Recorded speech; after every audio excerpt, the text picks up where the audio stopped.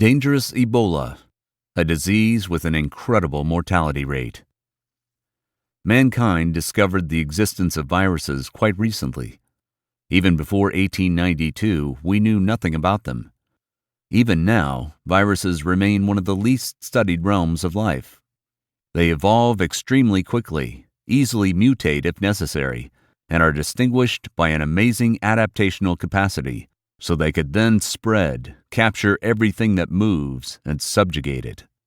Most viruses are aggressive toward their own kind, as well as toward the rest of the world. They live in constant struggle. When the struggle ends, they die. Viruses survive at the expense of other creatures, humans, animals, plants, and even bacteria. They cause harm. Sometimes it is almost invisible. Sometimes it is deadly. To this day, as the cause of dangerous diseases, viruses claim the lives of millions of people annually. One of the most dangerous and deadly viruses is Ebola virus. It belongs to the filovirus bloodline and causes Ebola hemorrhagic fever in higher primates, including humans. A hemorrhagic condition is a tendency to bleed. In other words, the sick person begins to bleed so much that soon he or she dies from the blood loss. It is difficult to say who was the first person to fall ill with Ebola. In the same way, it is impossible to say when this disease first manifested itself. Science only knows when the virus was first identified. It happened in 1976 in Zaire, the current Democratic Republic of the Congo, and at the same time in the equatorial province of Sudan. On August 26, 1976, in the small Zairean town of Yambuku, a 44-year-old local teacher was hospitalized with symptoms resembling those of malaria. He complained of joint pain and headache. He was shivering, and his body temperature was excessively high. This teacher of one of the Yambuku schools became the first person to be diagnosed with a new disease. At that time, in most African countries, due attention was not paid to such issues as injection needle sterilization. The same needle could be used multiple times, just passing from patient to patient. As a result, the disease quickly spread among other patients in the clinic. The person who identified the new type of virus was the Congolese microbiologist Jean-Jacques Mayembe Tamfum. He was part of the team that arrived at the Yambuku hospital to investigate the outbreak of the new virus. The number of deaths at that time was already quite high. Jean-Jacques himself descended from a farming family. Neither his father nor mother had anything to do with medicine, although it was from them that he inherited his colossal industriousness. From a young age, Jean-Jacques realized that in order to achieve what you want, you need to work hard. He never changed this attitude. Due to it, he entered Lovanium University in the Belgian Congo. Already there, the future scientist felt a special interest in virology and took up the study of viral infections with which he infected laboratory mice. In 1969, just 5 years before the first Ebola outbreak, Jean-Jacques Mayembe Tamfum completed his studies with a physician in virology. In 1972, the young scientist was already working with patients during the outbreak of cholera in Zaire, which gave him a chance to gain the necessary expertise in working in crisis situations. But the disease that spread among the patients of the clinic in Yambuku was significantly different from cholera, familiar to Jean-Jacques. The bodies of the deceased patients of the Yambuku hospital were decomposing too quickly. The scientist had to hold his breath as he bent over the lifeless body of a Congolese nun, sprawled on a metal autopsy table. He needed to take the liver tissue of the deceased for a biopsy. To do this, he turned her on her side and introduced a special metal rod into the liver area. The entire body of the deceased was covered in bruises and a kymoma. Jean-Jacques involuntarily looked away. Beyond expectations, the biopsy result was inconclusive. The disease could not be diagnosed. "You wouldn't refuse to be instrumental in science, would you?" he asked a nurse working at the clinic that same day. She looked up at him with inflamed eyes and nodded. The woman recently developed symptoms of the disease that brought death to the patients of the clinic. Jean-Jacques helped her roll up her sleeve. It took him only a minute to take a blood test. He knew his job very well. Besides, he was too eager to continue his research. Closing himself in the laboratory, the scientist carefully studied the blood samples taken from the nurse through the eyepiece of his microscope. This time, he was able to see large oblong virions of virus, which were 10 times larger than the virions of HIV and the influenza virus. Around each of them, there was a membrane shell formed from the membrane of the infected cell. Jean-Jacques raised his head from the microscope and leaned back in his laboratory chair, staring straight ahead. Despite his young age, he was already experienced enough to understand that mankind had not yet encountered such a virus. The physician did not yet know how his discovery would behave. All he could already observe was disappointing statistics. Out of 318 people who contracted the virus in Zaire, 280 died. Around the same time that Jean-Jacques Muyembe Tamfam took a blood test from a nurse in the small town of Nzara in Sudan, workers at a local factory began to massively complain about feeling unwell. At first, physicians thought that they were dealing with the usual influenza virus, but quickly realized that this was not the case. Further research showed that factory workers had contracted the same virus as a 44-year-old schoolteacher from Yambuku. At the end of the outbreak, the physicians summed up, out of 284 infected, 151 people died. It was not so bad when compared to Zaire. However, the mortality rate was still too high. It was dangerous to ignore the new virus. Later, scientists will reflect on the question of why the death rate in Sudan was 53% and in Zaire as much as 88%. This will force them to take a closer look at the indicators and biological properties of the detected virus and, as a result, distinguish its two subspecies, Ebola Sudan, Sudan Ebola virus, and Ebola Zaire, Zaire Ebola virus. It is Ebola Zaire that will be recognized as the most dangerous subspecies of Ebola in subsequent years, the one whose mortality rate reaches 90% in some places. Meanwhile, the new virus discovered by Jean-Jacques Muyembe Tamfam had to be named somehow. This would facilitate its further identification. First, it was given a name after the name of the city where the virus was first detected. But then scientists thought that this could lead to some unpleasant consequences. After all, a disease named after a locality casts a black shadow on the perception of the corresponding city or village. The attitude towards the area that gave its name to the disease could be so negative that the very existence of the settlement would be threatened, and the people living there would be in danger, even when the disease is long defeated.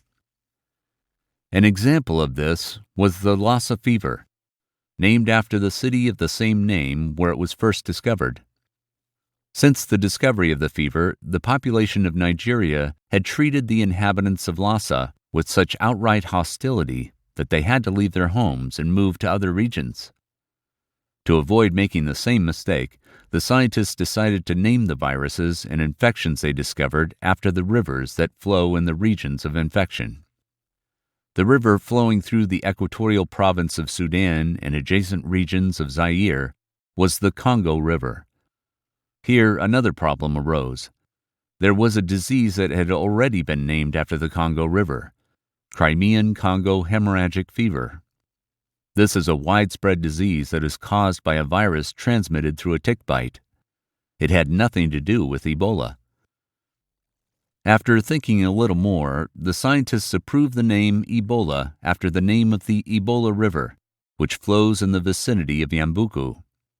The Ebola River is a right tributary of the Dua River, which in turn joins the Congo River and flows in the north of the Democratic Republic of the Congo. The name Ebola is a slightly modified French word, legbala. Translated out of the Ngbandi tribe language, it means white water. So, the Ebola virus was discovered, identified, and given its name.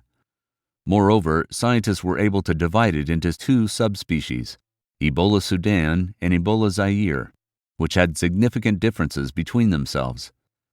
But as it turned out later, these two subspecies were not the only strains of the virus. Another version of it showed itself in 1989, not in Africa, but in the state of Virginia, USA. The research laboratory of the American city of Reston was buzzing with excitement. New primates, which were supposed to participate in the research conducted by the laboratory, were brought straight from the Philippines. They were crab-eater monkeys, medium in size, with prehensile paws and long tails. Laboratory staff gathered to observe these funny animals with their gray, greenish coat and white sideburns.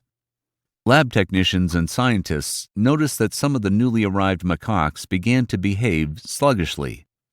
At first, this was attributed to the fact that the animals survived the move and therefore are frightened and tired. But the examination of the primates that followed showed signs of a viral illness similar to the flu. And while the scientists were trying to diagnose the virus, the poor monkeys were already vomiting with signs of internal bleeding. Once the virus that infected the animals was identified, the scientists went from horrified to astonished. Despite the fact that they found the presence of the Ebola virus, it did not affect any of the laboratory employees. Only primates were infected with it.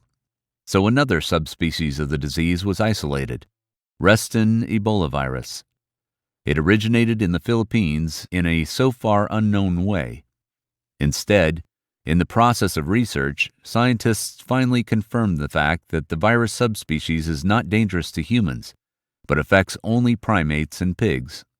Well, let's go back to West Africa. On November 1, 1994, foreigners of the Thai National Park in the Republic of Côte d'Ivoire discovered the bodies of two chimpanzees in the park. There were no signs of violent death, and it became quite clear that some disease had killed them. It was extremely important to find out which one, in order to prevent its further spread to other animals. Besides chimpanzees, Thai Park, created to protect one of the last tracts of humid equatorial forest, was inhabited by 10 other species of primates. The warner's list of tasks was to ensure the safety of each of them. The bodies of the deceased chimpanzees were handed over to physicians for autopsy. The purpose of physicians was to determine the cause of the animal's death. The physicians performed an autopsy on the chimpanzees they found and discovered blood inside some of their organs. They did not know of the disease among primates, which would be characterized by a similar manifestation. It was decided to take the chimpanzee tissue for biopsy. When the biopsy tests came, the physicians were genuinely surprised.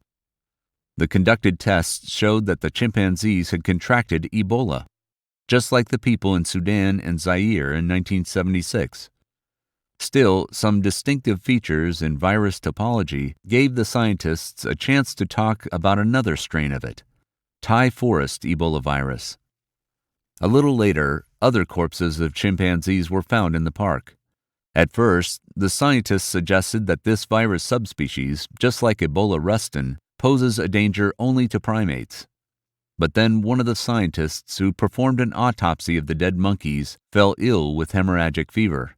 Symptoms of the disease manifested a week after the dissection of the last corpse of the chimpanzee. The woman was immediately sent to Switzerland for treatment. She was treated for 6 weeks. Apart from that, thanks to her, European physicians were able to draw up a detailed picture of the development and course of this disease. The scientist's condition was not critical. She overcame the virus and was back on her feet pretty quickly. After recovery, the woman returned to her work. Another Ebola strain, Bundibugyo Ebola virus, has been found in Uganda. The outbreak was officially announced by the Ministry of Health of this country on November 24, 2007. The Bundibugyo epidemic lasted 3 months without 4 days. On February 20, 2008, its completion was officially announced. During this time, 149 people managed to become infected with a new subspecies of the virus. 37 of them died. After that, Ebola virus Bundibugyo manifested itself again. Its second outbreak was in 2012 in the Democratic Republic of the Congo. Mortality was no longer 25%, but 36%. In other words, every third sick person could not cope with the disease. In 2018, a new strain of Ebola, Bombali Ebola virus, was discovered, this time in West Africa again in the district of Bombali of the Republic of Sierra Leone. This time, the scientists have found the virus in the oral and rectal swabs of insectivorous bats, the Angolan free-tailed bat and the small free-tailed bat. Having performed an autopsy of infected animals, the scientists also found the virus in their internal organ tissues. The reason for conducting research among bats was the assumptions of Jean-Jacques Muyembe Temfam, the discoverer of Ebola. A few years ago, a scientist suggested that virus was spread by large bats that feed on sweet fruits. His guesses were confirmed. The researchers concluded that the virus could be spread in all areas where these species of bats live. They continued their research and quickly became convinced that they were right. Angolan free-tailed bats in Kenya and Guinea also turned out to be carriers of the virus. Scientists have come to believe that bats are something of a reserve host for this virus. And although in the laboratory an attempt to infect human cells with the Ebola Bombali virus was nevertheless successful, there is not a single confirmed case that this subspecies of the virus has spread to humans. To some extent, this is confirmed by the fact that small and Angolan free-tailed bats often settle in colonies within settlements. However, there is no evidence that they manage to infect people with this disease. Besides all the subtypes of the Ebola virus mentioned above, there are also viruses that are very similar to it. These include the Marburg and Lovio viruses. The first was discovered in 1967 and seemed unique at that time. The virus was found in African green monkeys, which were brought from Uganda to laboratories in Marburg, Frankfurt, and Belgrade. Almost immediately, the scientists who came into contact with them became infected from the monkeys. Mortality among infected people reached 27%. At the same time, the disease was almost not transmitted from person to person, and if this did happen, it proceeded in a mild form. The Lovio virus was discovered in 2002 in Spain in bats. As it turned out, it did not pose a danger to humans. The similarities between Ebola and the above two viruses are easily explained. After all, they all belong to a single bloodline, filoviruses. In Latin, the word filium means thread. This name is associated with the oblong shape of viruses virions. All three known filoviruses are zoonotic, meaning they are transmitted to humans from animals. In the case of Ebola, infection occurs by eating infected animals whose meat has undergone poor heat treatment, or during their cutting, if drops of blood get into the eyes, nose, or open wounds of a person who cuts meat. Infection is also possible through fruits that both people and sick animals eat. As time goes by, scientists will discover that not only primates and bats can get sick with the Ebola virus, porcupines, forest antelopes, and dunkers are also vulnerable to it, and also rodents. In their populations, the virus circulates incessantly, but it is not transmitted to humans as a zoonotic infection, since we're talking about a strain that mainly affects only animals. From person to person, the virus is transmitted through the blood, bodily fluids, and tissues of an infected person. Scientists have found that the spread is not airborne, although the virus can be transmitted through contact of the mucous membranes of a healthy person with the clothing and bedding of the patient. History already knows many examples of Ebola transmission caused by contact with contaminated medical equipment. Twice it happened so that the physicians accidentally pricked their fingers with an injection needle, became infected with the virus, and eventually died. By the way, until infected persons have symptoms of the disease, they do not become its fomite. However, they go on spreading the disease for 15 days after their death. Embalming or funeral ceremonies in which those present have contact with the body of the deceased also increase the risk of falling ill. Notably, up to 2 weeks after a person's confirmed recovery, the virus can continue to be transmitted through his semen. It can take from 2 days to a month between the moment Ebola enters the body and the first symptoms appear. To some extent, such an unpredictable incubation period was one of the reasons why the disease was difficult to detect in its early stages. For this very reason, it is extremely difficult to control its spread. Imagine how far a person can go while Ebola does not manifest itself. He or she may be on a completely different side of the world, and then a new disease outbreak affects a new country. And while the authorities of the states will take measures to suppress it, other people with Ebola, without obvious manifestations and symptoms, will disperse to all over the world. The severity of the course of the disease and the likelihood of death is affected, first of all, by the strain of the virus. Of course, the general condition of the patient at the time of the disease is also important. But even for an athlete who eats right and takes good care of his or her health, the chances of overcoming Ebola Zaire are extremely small. As soon as the virus begins to manifest itself, the first symptoms can be easily confused with those of a common cold. The person begins to feel weak and tired. His or her temperature rises, and sore throat begins. Indigestion is possible. Then there's a strong barking cough, accompanied by pain in the chest. The sick person begins to suffer from vomiting and diarrhea, quickly leading to dehydration. The body is covered with a rash. This state lasts for several weeks. This time is enough for the virus to penetrate into all the cells and tissues of the patient. It does not affect only muscles and bones, and this is its peculiarity. As soon as the Ebola virus spreads through the sick person's body, the bloodstream begins to slow down. It forms clots that clog the capillaries. Blood stops flowing to certain parts and organs of the body. Because of this, the liver, brain, lungs, kidneys, and parts of the intestine gradually die. Due to dehydration and lack of normal blood circulation, the patient's skin becomes covered with deep cracks that constantly bleed. Bleeding begins from the nose, eyes, and ears. The slightest touch to the skin causes bruises, and after a while, this area begins to flake off. The gums and oral cavity bleed. The skin of the tongue also exfoliates. The process of peeling off the covers is observed not only on the surface, but also inside the body.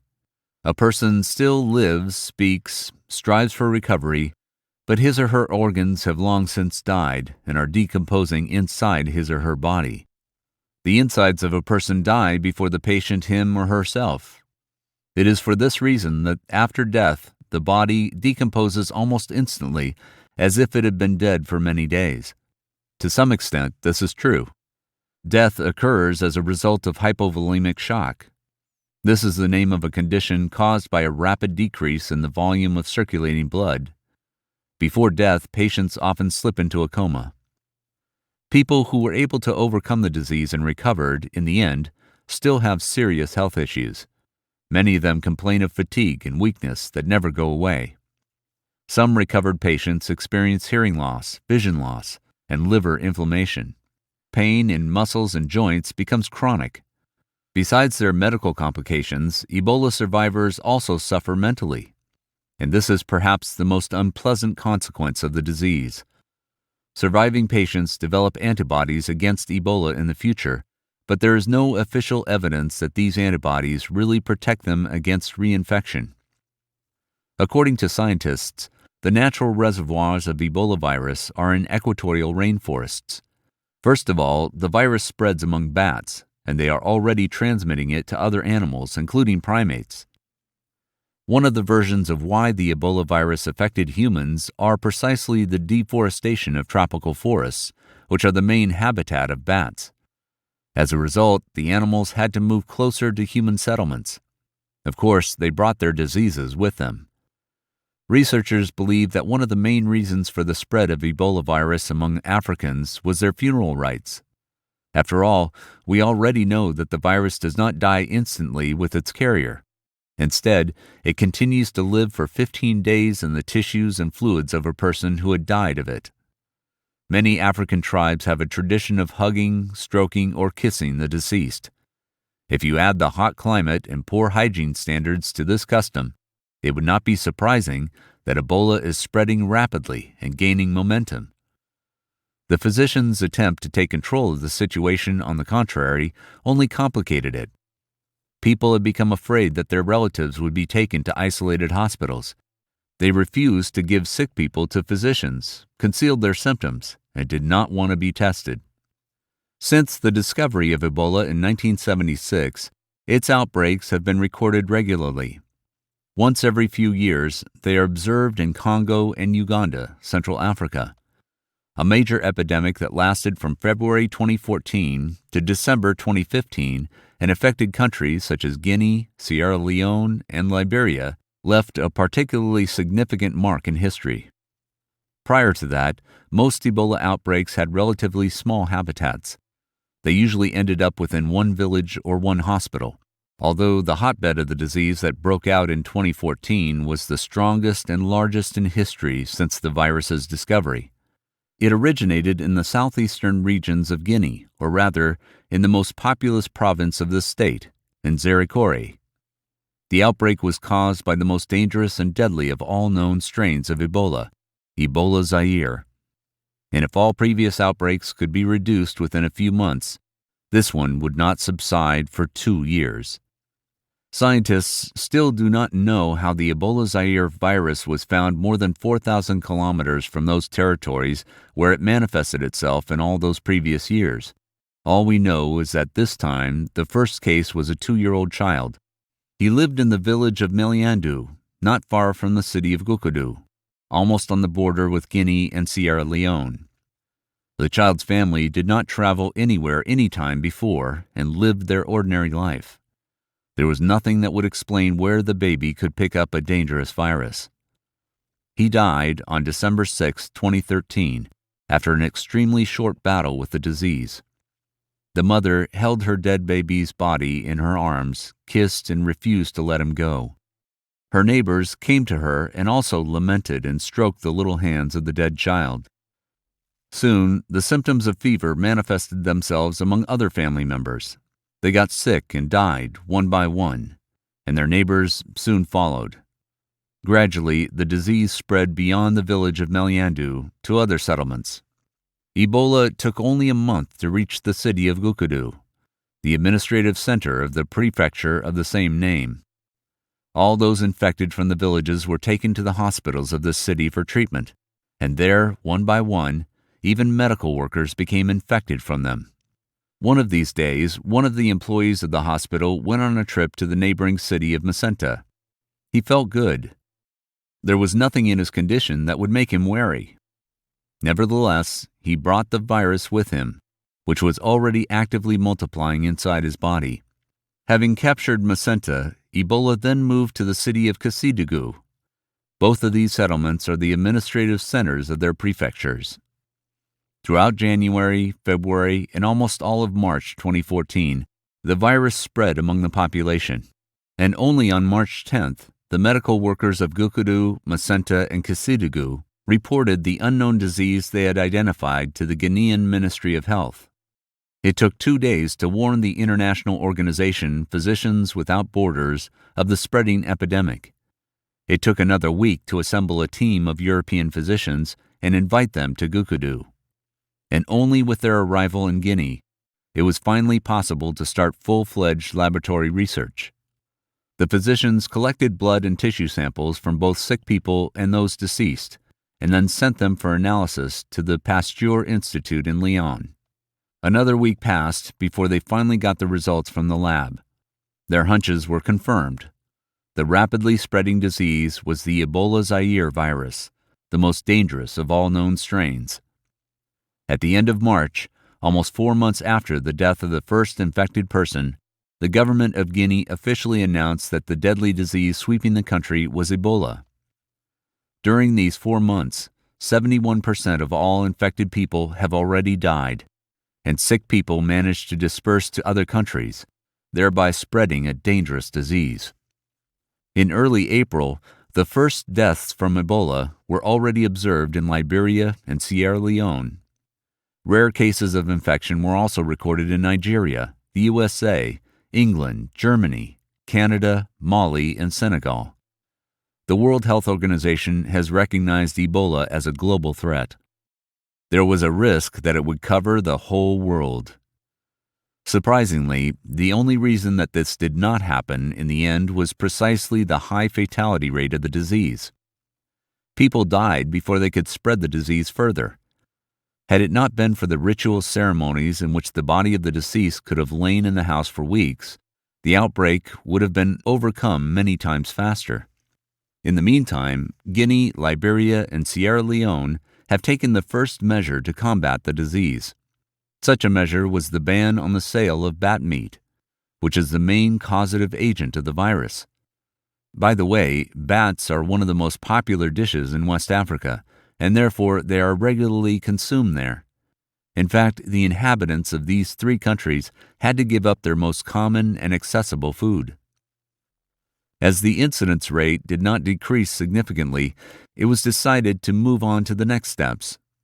In the summer of 2014, according to the recommendations of the World Health Organization, there was an official ban on burying the dead. Instead, they should have been burned. What is more, immediately after the death was recorded. If it was still possible to make concessions with bats, the population of Guinea, Liberia, and Sierra Leone could not come to terms with the new demand. People frankly ignored this order of government. They did not want to give up the traditions and rituals that their families had adhered to for thousands of years. Therefore, at first they hid the fact that there was a deceased in their house, and then they hid the body from prying eyes for a long time. People continued to hug and kiss those they lost. Compliance with burial rituals was more important to them than compliance with government regulations. While the fight against the disease was in vain in West Africa, the first death from Ebola was recorded in Europe. A priest, Miguel Pajares, who was engaged in missionary activities under the auspices of the Catholic Church in the Hospital of St. Joseph in the capital of Liberia, Monrovia, died. After identification of the first signs of disease, the 75-year-old priest was taken from Liberia to his homeland, Spain. In one of the hospitals in Madrid, he began to undergo treatment using an experimental drug called ZMapp, developed in the United States not long ago. The use of the experimental drugs was approved by the World Health Organization because they were the only chance to improve the patient's condition and find a way to stop the epidemic. Despite the treatment, Father Miguel passed away. Perhaps the reason was that he was given the Ebola medication ZMapp only a few days before his death. The destruction that the virus had inflicted on his body was already fatal. Studies of the medication in monkeys showed that a positive result could be achieved only if the drug was administered within an hour after infection. With every minute of delay, the chances of its positive impact were ever less. It was just too late for Miguel Pajares. Nurse Teresa Romero was part of the medical commission that examined the Spanish priest. She felt very sorry for him. The desire to help people and bring enlightenment to the remote corners of Africa led him to death. Teresa remembered the priest's red-spotted face, and her heart sank. She saw with her own eyes how excruciating and painful the death from Ebola was. You would never wish this upon anyone. In these reflections, Teresa Romero did not immediately notice that her throat was sore. The next day, her temperature suddenly spiked. The woman felt debilitation. She kept assuring herself that this was just the flu, because she had almost no contact with Father Miguel and carried out all the manipulations with gloves. However, something inside her told the nurse that it wasn't the flu. Teresa was admitted to the clinic. Her condition was getting worse. The temperature wouldn't get down. Severe vomiting tormented her. But the nurse was lucky. Despite the mercilessness of the virus, she fell into those 11% who were able to overcome the disease. 2 weeks after the onset of the first symptoms, she was on the mend. So, Teresa Romero was the first person to contract the virus outside of Africa. It was, though doubtful, but glory nonetheless. Although Teresa avoided the spotlight, she was just glad that she was able to face the deadly Ebola and survive. It took almost 2 years for the WHO officials and the governments of Guinea, Liberia, and Sierra Leone to bring the epidemic under control. It was difficult because both representatives of the local population and many physicians who did not want to adhere to basic safety rules in their work refused to listen to them. However, in December 2015, it was finally officially announced that the dangerous outbreak had been defeated. According to the U.S. Centers for Disease Control, as of October 20, 2015, the total number of people infected during the period of this epidemic was 30,939 people. The number of deaths reached 12,910. The epidemic of 2014 to 2015 became the largest in terms of the number of victims in the entire history of the disease. The second place belongs to the outbreak of the virus in the Democratic Republic of the Congo, which lasted from 2018 to 2019. Then, 3,303 cases were identified, of which 2,199 people died. Effective Ebola drugs were still being developed at that time. It was very slow going. After all, the situation was further complicated by the constant armed conflicts that took place on the territory of the Democratic Republic of the Congo. The clinics were constantly raided by armed groups, making the work of physicians almost impossible. But they still sought to develop a cure. The first person to be cured of Ebola with the help of medicines specially created by scientists was 33-year-old American missionary physician Kent Brantley. He contracted Ebola while on humanitarian duty in Liberia. Only a week had passed since the first symptoms appeared, and his condition worsened so much that Kent was urgently taken to the States, to the clinic of the famous Emory University in Atlanta. A new drug was tested on Kent, which at that time was still undergoing animal testing. But the physicians did not have time, and they decided to take the risk. Kent himself called his recovery a real wonder. Work on the medication continued, although none of them fully satisfied the scientists. However, as you know, efforts always work. During the last Congolese epidemic, the physicians were able to conduct clinical trials of two completely new medicines. Due to the constant armed attacks on the hospital, scientists worked in a hurry and even had to curtail their research ahead of time. Nevertheless, they managed to achieve what they wanted. On August 12, 2019, the World Health Organization and the U.S. National Institutes of Health were finally able to claim success. REGN-EB3, they claimed, reduced febrile mortality by up to 27% and MAB-114 by up to 34%. If you give the medication to the patient in the first days after infection, the mortality rate drops to 10%. To date, in those African countries where Ebola outbreaks are observed, these drugs are already being actively offered for mass use. A person whom the medical magazine The Lancet called the African Ebola hunter was also involved in the creation of the medication. This is about Jean-Jacques Muyembe Tamfum, who identified the virus in 1976. It seems that the famous scientist who stood at the origins of the discovery of Ebola wished to become not only a witness, but also an active participant in its final defeat. Sincerely yours, Dr. PopMed.